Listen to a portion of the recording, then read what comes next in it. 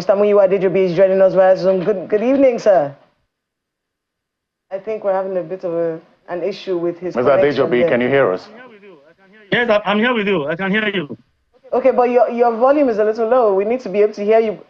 All right, thank you. Thank you so much for making out the time to join us on the program. But, you know, we do have to ask you this question. And it has to do with the police handling of the situation. We listened to the Inspector General of Police yesterday, giving us exactly what has happened and what the plans are. But, you know, just so we can get from you, what was different in the handling of this situation from the way it was handled during NSAS? Thank you so much. This is a different scenario entirely compared to what we had during SARS. But if it's not properly managed, we may end up having it like what we had in SARS. You know, this particular one is across the 36 states, including the Federal Capital Territory, unlike the SARS that had its epicenter in the southern part of Nigeria, particularly Lagos State. Now, with what we have experienced so far, in line with our earlier intelligence gathered from all angles, from the police and from intelligence community in Nigeria, we had earlier warned that something like this will happen.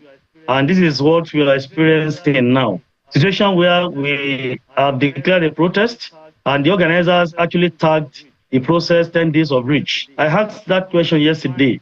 Can somebody define the word reach for me in simple English or in this context? However, we have seen that it's obvious, and like what we had in our earlier intelligence, we have noticed that certain individuals are actually out to cause trouble, to cause mayhem, to cause anarchy in this country. Just barely 2 hours to the protest yesterday, we had recorded shooting, we had recorded killing, we had recorded looting, massive destruction of property. We have even seen where our men cited some of them with arms in, I'm sure, of Kano, and I'm sure of Kaduna.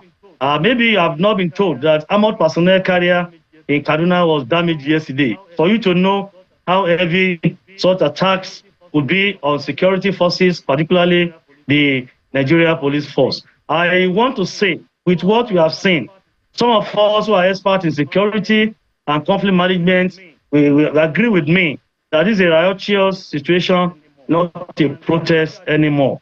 And the IGP addressed the nation yesterday, and I think it was covered live around 8:30 or 8:40 p.m. yesterday, where the IGP alerted the whole nation that all of us have been put on red alert. The IGP rolled out certain incidences yesterday, some of the attacks and some of the looting and massive destruction we recorded. In Borno, you agree with me that we lost some people who actually came out to do this protest. And the funniest thing, or something that's very sad, is that if you see the video, the clips you see young infants being pushed out to come and partake in this protest. Those who do not even know what is demonstration, what is protest, or what is my right in the Constitution. So the IGP has made it clear yesterday that we will not in any way tolerate any act of anarchy. And I think, as a security expert, that by now the original and genuine organizers of this protest ought to have pulled out. Because if they still continue in this manner, we'll see that there are certain individuals who are trying to leverage on this protest to cause anarchy. Just yesterday in Lugbe, in the Federal Capital Territory, around 9:30 p.m., armed hoodlums took over the Lugbe end of the Shehu Yaradua Expressway. That is the major airport expressway. And they were attacking people, looting their properties, engaging, they even engaged the police in gun battle to an extent. I think the command FCT has made a statement today to alert particularly medical practitioners to help us look for those patients who have bullet wounds. In line with the law, we want them to accept them. But while accepting them and giving them treatment, they should inform the police accordingly. And let me quickly say again that before we allow another dimension to come into this protest, I think all of us as a nation, all of us as Nigerians, we should be able to be on the same page and call these organizers to order. You agree with me again that all these groups have come out None of them has complied with the regulation, with the rules, and our mutual agreement of one, confining in a very designated place for their protests, not to have street processions. And you can see that in all the cities just now 1 second, where please, so we that have these protests, Mr. Adejobi, can you hear me? we are having all of them. Hello, yes? Can you hear me? Let's just so that we don't run through and then compound information. Let's get an update on the situation in what happened in Lugbe. We're yet to see the FCT updates, but could you please help us sort of expatiate on what exactly transpired in Lugbe last night, and perhaps any update, any arrests so far? Yes, that's what I'm saying. Yes, that's what I'm saying. The Commissioner of Police, FCT, has deployment to this area. Not only the Lugbe as this, we have seen pockets of hoodlums in some places. Even at this close to area 11 here, you see young ones welding stoves, attacking SUV. I think the mentality they have is anybody riding on SUV is working for the president or working for somebody. And many innocent Nigerians have been attacked. You can see, I see the clip you play now. I think that is Lugbe last night. It was so serious that we engaged them in years gone back to. Situation where we have protesters armed with arms, ammunition, dangerous weapons, offensive weapons, it's no more a protest. Where we have recorded a case or cases of arson. Arson means setting ablaze property. I'm sure in Suleja, a local government was touched. I'm sure in Kano, many private places are looted, and even last time recovered from them. In same Kano, a policeman was attacked, his rifle taken away, but we are very smart enough to have recovered our rifle from him. So we know where we have massive destruction and this kind of unguided and unplanned disorganized protests, it may lead to anarchy, and we don't need that this time around. So the IGP has been talking to our very senior officers, CP of commands, that they should give him adequate, prompt, and transparent situation reports across the country. So we thought we have on ground where we should engage these rioters professionally. We are going to do that professionally, diplomatically, and tactically. We don't want to lose anyone again. A policeman was murdered yesterday in such during that protest in Kaduna, where 2 were severely injured and many security operatives were attacked. I'm sure in Borno such a thing happened. In Kebbi, we recorded that. In Katsina, we recorded that. In Yobe, we recorded that. So you can see the number of vehicles that were set ablaze yesterday in Kebbi. This is if you can hear me, it's a riot. Yeah. And where we have a riot. Just one moment, Mr. Adejobi, if you can hear me. What they should. It's the job of the police to take charge. Just a second, Mr. Adejobi, if you can hear me. Perhaps it's a good time to quickly ask you if you can hear me, Mr. Adejobi. Just 1 second, Mr. Adejobi, if you can hear me. Perhaps it'll be a good time for us to find out from you what the numbers are. We listened with my colleagues in Abuja earlier. Chamberlain and Malkwe were reading out a statement from some civil society organization saying, oh, these are the number of people that have been produced. Mr. Adejobi, if you can hear me. So earlier on, before my colleagues Malkwe and Chamberlain were done in the first part of our broadcast this morning, they read a statement that details certain information. The number of people that have died, the number of people that have been arrested, the number of, just some data here and there. So I don't know, is this something you can give us off the top of your fingers, or if it's something you have right there with you? Number of people that have died in different parts of the country, number of people that have been arrested, the number of local governments in the country out of the 774 that are involved in this particular protest at this time. Do you have the figures? Right. God, of the number of casualties, the number of arrests, recoveries made. This what I'm doing now is just to update Nigerians and the whole world of happenings in Nigeria presently. But we are coming out with detailed report and information as regards the incidences, number of hoodlums or miscreants arrested, number of property facility damage, and the likes. We are coming up with a detailed report on that. But for now, I can tell you for free that we are still curtailing this riotous situation. Okay. I'm sure in some places. We'll come back to you, Mr. Adejobi. Just wanted to get those figures. In Nigeria, we got data from the MBS that over 60% of Nigerians are multi-dimensionally poor. That means no access to education, food, and basic amenities. So, looking at the situation in Kenya, Uganda, we've seen protests from young people, and they've turned, violent. So, I'd like to get your perspective, when it comes to policing areas or countries with high poverty. How difficult is it really? As a student of history, I know this is not the first time we're having hardship in this country. 40 years ago, a Fuji musician called Sikira Indevarista, when I was going, sang a song 40 years ago that yam has been so costly, beans so costly, Ichutiwa, Garitiwa, that is in Yoruba, which means everything is on the high side. 40 years ago. We still continue to do, and this is not limited to Nigeria. It's a global problem, global phenomenon, global meltdown that is affecting all of us. But the question is government responsive and responding to all these issues? Because yes, I'm not speaking for the government. I'm not a spokesman to the president. I'm not the Honorable Minister of Information.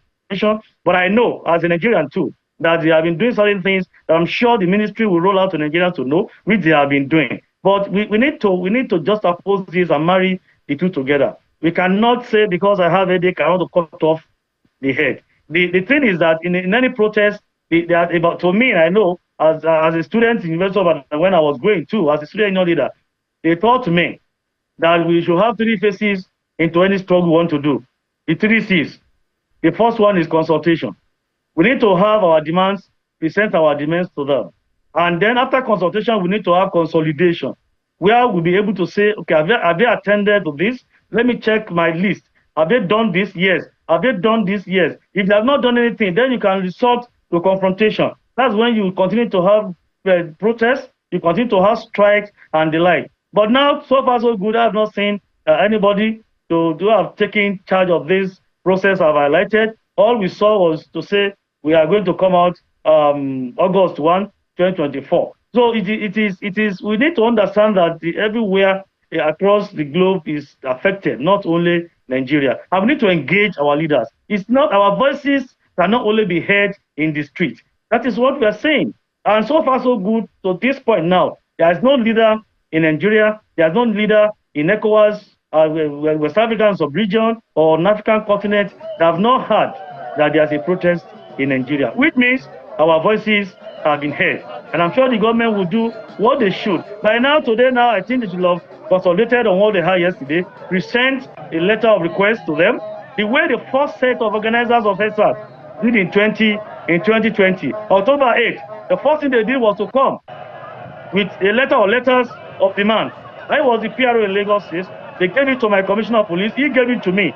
And we endorsed it to the then Inspector General of Police, Adamu, to work on it. And they marched down to Alahusa to go and give to the governor. The governor was not in the office. The speaker came. They said, no, they will give to the deputy governor. The deputy governor, Prince Hamza, he came and he collected the letter from them. So far, so good.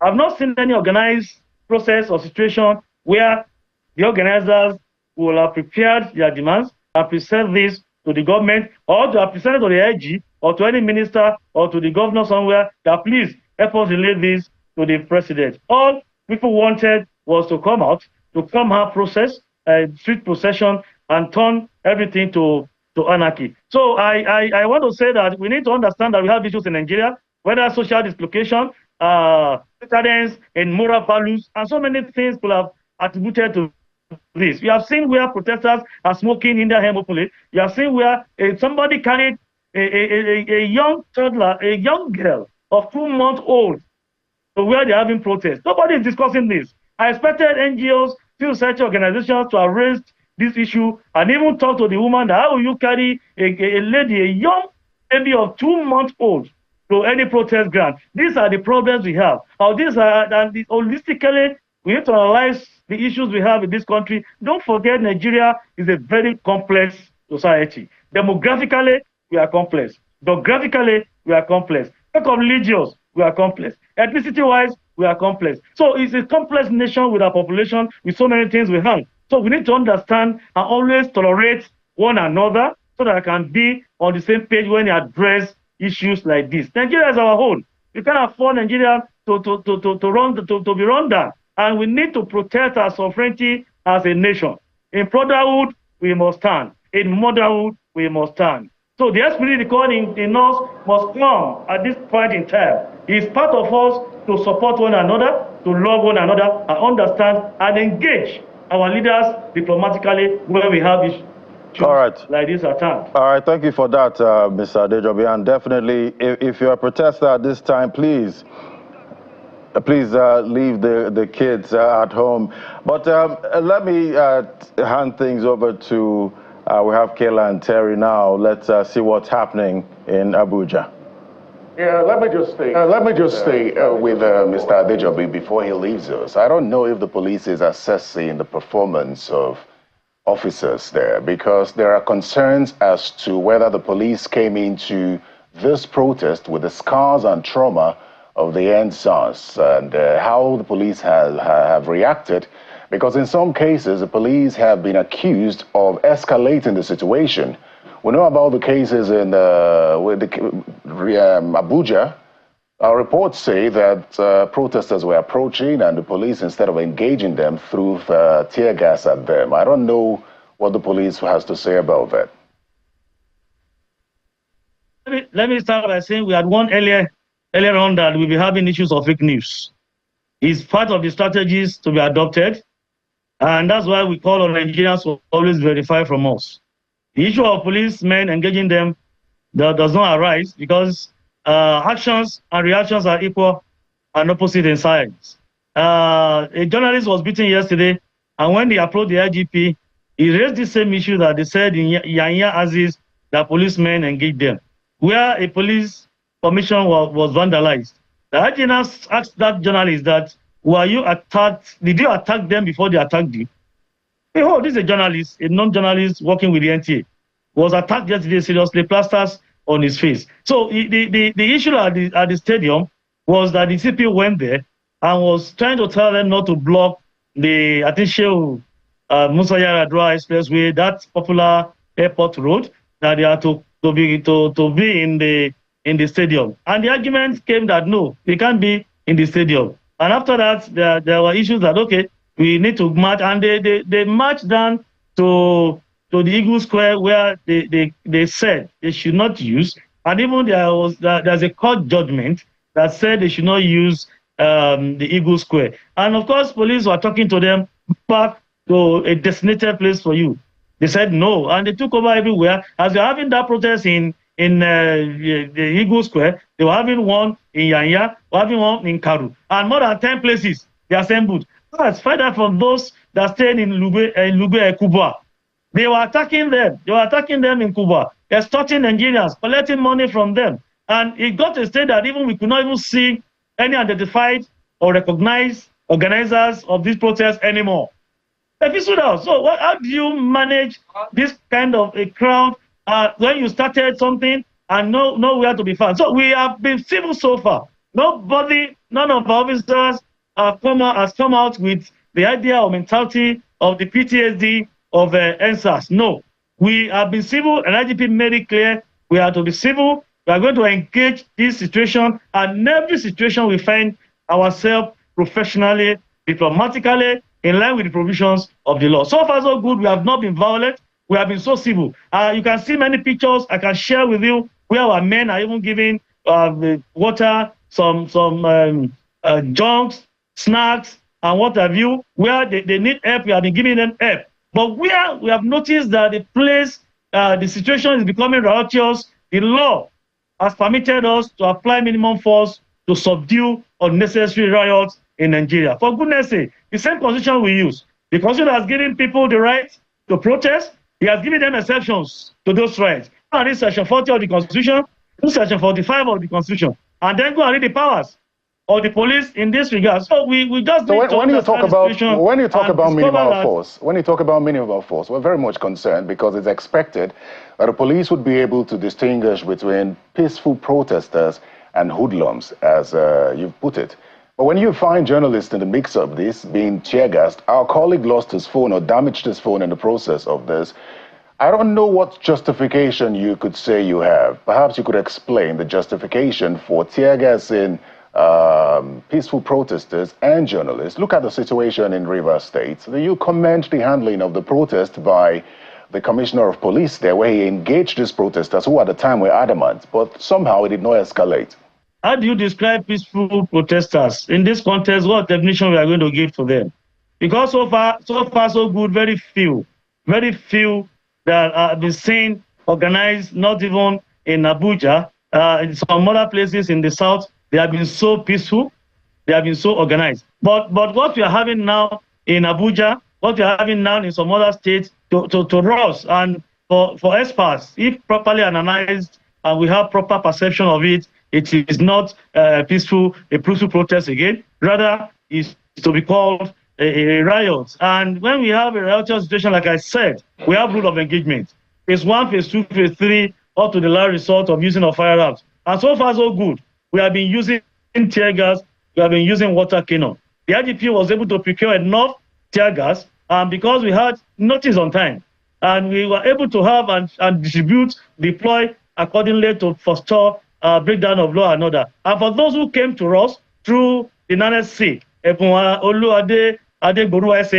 the IGP was able to tell them that your venue to be used across these 8 states, the indicated 8 states, and the IGP made provisions for them at these venues. But behold, many of them were not even, yesterday they were not ready to use some of these designated places. We believe in Nigeria that we always want to cause pains, agonies, discomfort to people before people will understand that we're having a protest. You can have your protest in a place, all the media houses in Nigeria, online bloggers, all of them cover all these events live. All we want is that our voice must be heard. And the voice has been heard so far, so good. So what are we still doing in the streets? We'll be able to talk to you a little bit about civil society and what civil society is saying about the protests yesterday. I want to give you, this is from the Organized Civil Society of Nigeria, the coalition. Death toll, according to them, 21. Injuries, 175. This is just day 1. Injuries, 175. Number of arrests, 1,154.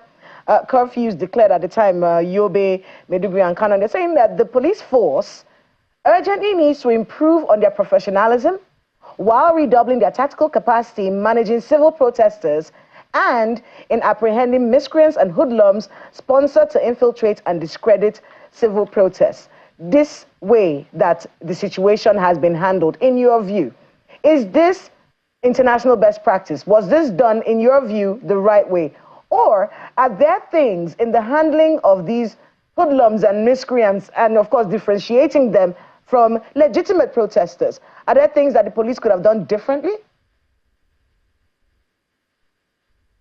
Let me say, you preaches equity must come with clean hands. In the first instance, those who are alleging that police have not been so professional, have they obeyed the simple rule of law? We must be law-abiding in this country.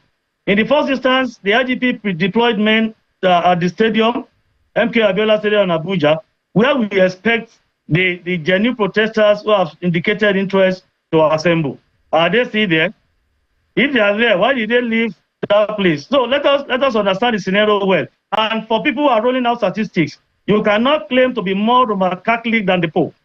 It is the job of security agencies and certain over supervisory agencies of the government to roll out all these things. And I told you earlier on that the police will make an official statement concerning the casualties, major incidences, losses, and looting, destruction. All these incidences will be captured, and we are going to make an official statement in this regard. So all right, Mr. Adejobi, if you just let's put you on hold, please.